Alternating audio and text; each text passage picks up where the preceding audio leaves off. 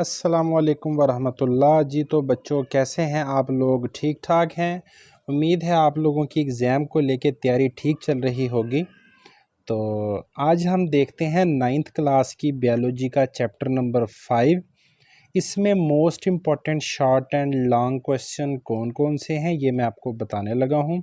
देखो बच्चों, जो तो मेरिट वाले और जो टिका के मेहनत करने वाले बच्चे हैं उनके लिए तो एक एक लाइन इम्पॉर्टेंट है, और जिन्होंने पूरा साल इंजॉयमेंट में गुजार दिया, जिन्होंने खेल में गुजार दिया है, और जो बेचारे 1 डेढ़ महीने में एग्ज़ाम की तैयारी करने के लिए परेशान हैं, उनको ये चाहिए कि वो परेशान ना हो, बस दिल लगा के मेहनत करें। अच्छा, मैं मज़ीद आपको ये ना शॉर्ट एंड लॉन्ग बताने लगा हूँ। किताबें पकड़ लें, पेंसिलें उठा लें और चलते हैं जी टॉपिक की तरफ।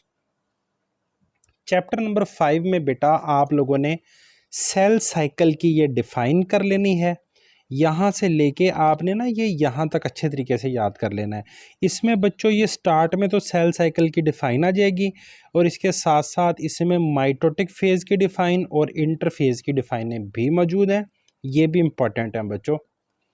अच्छा, इसके बाद आपने ये जो जीवन फेज़ है ये भी शॉर्ट के लिए तैयार कर लेना है कि जीवन फेज़ में कौन कौन से प्रोसेसेस टेक्स प्लेस होंगे। इसके साथ साथ ये पेपर में आने वाला इम्पोर्टेंट एमसीक्यूज़ है, ये भी याद कर लेना है। अच्छा बच्चों, इसके बाद ये जो फेजेज़ हैं ये आपने तीनों ही अच्छे तरीके से देख लेने हैं, शॉर्ट के लिए तैयार कर लेने हैं, और ये जी नॉट फेज़ अक्सर पेपर में ये पूछ भी लिया जाता है। अच्छा बच्चों, इसके बाद आपने माइटोसिस में ये स्टार्ट में लिखा हुआ है ना, 1980s में जर्मन बायोलॉजिस्ट था वाल्टर फ्लेमिंग, उसने माइटोसिस का प्रोसेस डिस्कवर किया था। ये पेपर में एमसीक्यूज आ सकता है।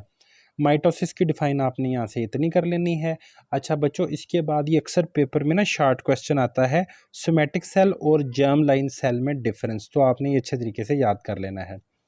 ये आपने एमसीक्यूज के लिए पैराग्राफ तैयार कर लेना है कि यूकैरियोटिक सेल जो है ना ये माइटोसिस के ज़रिए तकसीम होते हैं, जबकि प्रोकैरियोटिक सेल ये बाइनरी फिशन के ज़रिए तकसीम करते हैं।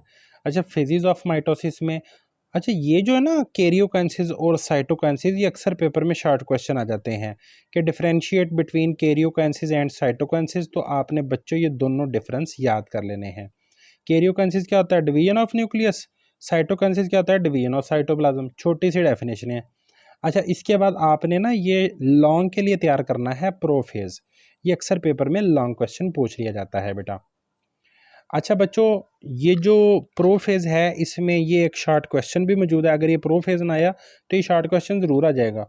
डिफाइन माइटोटिक स्पिंडल, तो आपने complete set of spindle fiber is known as mitotic spindle, ये आपने अच्छे तरीके से याद कर लेना है।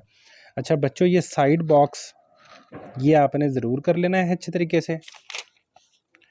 इसके बाद बच्चों आपने मेटाफेज में ना ये मेटाफेज प्लेट की डिफाइन याद करनी है। Chromosome arrange themselves along the equator of the cell forming a metaphase plate, ये अच्छे तरीके से याद कर लेना बेटा। इसके बाद टीलोफेज जो है ना ये प्रोफेज का रिवर्स होता है, ये एमसीक्यूज आ सकता है। और साइटोकाइनेसिस में ये जो फ्रेगमोप्लास्ट की डिफाइन है ये पेपर में आने वाली बहुत इंपॉर्टेंट डेफिनेशन है बेटा। अच्छा, इसके बाद बच्चों ये जो सिग्निफिकेंस ऑफ माइटोसिस है ये आपने कंप्लीट टॉपिक ही करना है, अच्छे तरीके से याद कर लेना है इसको। अच्छा, इसके बाद ये जो एरर्स ऑफ माइटोसिस हैं इसमें ट्यूमर की डिफ़ाइन बहुत इंपॉर्टेंट है। इसके बाद बिनाइन ट्यूमर की डिफ़ाइन बहुत इंपॉर्टेंट है। इसके बाद लिग्नेंट ट्यूमर की डिफ़ाइन, और लास्ट में मेटास्टेसिस की डिफ़ाइन, ये भी बहुत इंपॉर्टेंट है। ये छोटी छोटी डेफिनेशन आपने अच्छे तरीके से याद करनी है। अच्छा, इसके बाद बच्चों मियोसिस है। मियोसिस की यहाँ से लेके यहाँ तक ये डिफ़ाइन याद कर लेनी है।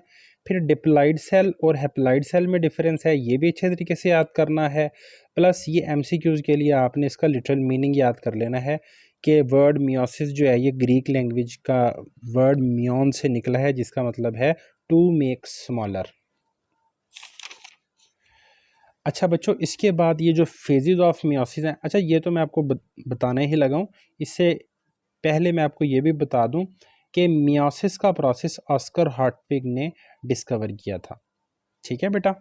अच्छा, इसके साथ साथ आपने ना ये लॉन्ग के लिए प्रोफेज 1 तैयार कर लेना है। यहाँ से लेके ये आपने इतना याद करना है बच्चों। और अगर ये लॉन्ग ना आया तो इसमें से ये डेफिनेशन ज़रूर आ जाएंगी, जैसे क्रॉसिंग ओवर है, क्याज मेटा है, टेट्राडार बाइवेलेंट है और ये सिनेप्सिस है। ये बहुत इंपॉर्टेंट डेफिनेशंस हैं। अच्छा, ये जो साइड बॉक्स है बेटा, ये आपने एमसीक्यूज़ के लिए तैयार करना है।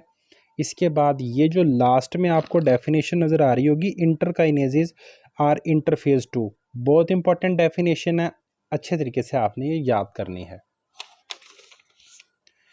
इसके बाद बच्चों ये जो सिग्निफिकेंस ऑफ मियोसिस है ये लॉन्ग के लिए है, आपने अच्छे तरीके से इसको याद कर लेना है कंप्लीट को। और इसमें ये जो डिसजंक्शन एंड नॉन डिसजंक्शन की डेफिनेशनें हैं ये बहुत इंपॉर्टेंट डेफिनेशनें हैं, अक्सर ये पेपर में पूछ ली जाती हैं। अच्छा बच्चों, इसके बाद ये जो डिफरेंस है ना, difference between mitosis and meiosis, ये कंप्लीट आपने याद करना है और ये बहुत इम्पॉर्टेंट है, वेरी इम्पॉर्टेंट। ठीक है ना जी, वेरी इंपॉर्टेंट लॉन्ग है ये। अच्छा बच्चों, इसके बाद ये जो एपोप्टोसिस है ये फर्स्ट 4 लाइंस आपने अच्छे तरीके से याद कर लेनी है। इसके बाद ये आपने शॉर्ट क्वेश्चन याद कर लेना है और ये एपोप्टोटिक बॉडीज़ भी याद कर लेनी है और ये एमसीक्यूज़ के लिए आपने तैयार कर लेना है। अच्छा बच्चों, इसके बाद ये जो नेक्रोसिस है ये भी आपने फर्स्ट 3 लाइंस अच्छे तरीके से याद कर लेनी है, प्लस ये एमसीक्यूज़ के लिए बॉक्सेस तैयार कर लेने हैं। उम्मीद है आपको इसकी भी समझ आ गई होगी। तो इस चैप्टर में जो भी शॉर्ट एंड लॉन्ग क्वेश्चन थे वो आपको बता दिए गए हैं। बाकी डिवोटेडली मेहनत करें, टाइम बहुत कम बच गया है, महीने 2 रह गए हैं पेपरों में, तो बेटा टिका के मेहनत करें अगर आपने अच्छे नंबर लेने हैं तो। स्टे ब्लेस्ड, अल्लाह हाफिज़।